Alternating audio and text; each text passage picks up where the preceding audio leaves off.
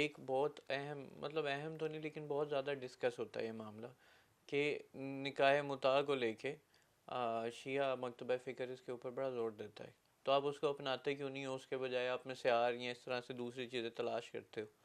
تو سر یہ آپ اتنا ایمفیسس کیوں کرتے ہیں متع پہ، یا آپ شادی کے انسٹیٹیوشن کو پروموٹ کیوں نہیں کرتے؟ دیکھو، سب سے پہلی بات تو یہ ہے کہ آپ نے اپنے سوال کا خود ہی جواب دے دیا ہے. پہلی بات تو یہ ہے کہ شادی سنت ہے، فرض نہیں ہے پہلے مرحلے میں.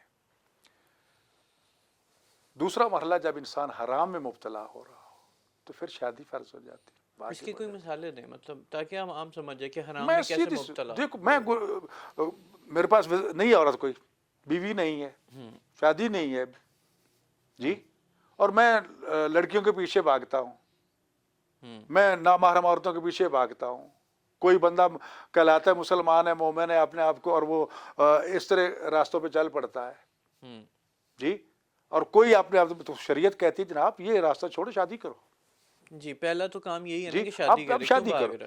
ایک وقت یہ دوسری صورت ہے. پہلی صورت سنت کی ہے کیونکہ رسول اکرم صلی اللہ علیہ وسلم نے شادی کی ہے، حکم دیا ہے کہ نکاح سنت ہمارا قبل سنت فلیس منی. یہ بھی کہہ دیا کہ جو شادی نہیں کرے گا اس کا میرے ساتھ تعلق نہیں ہے. یہ بھی فرمایا کہ جس نے شادی کر لی اس کا آدھا دین محفوظ ہو گیا جی.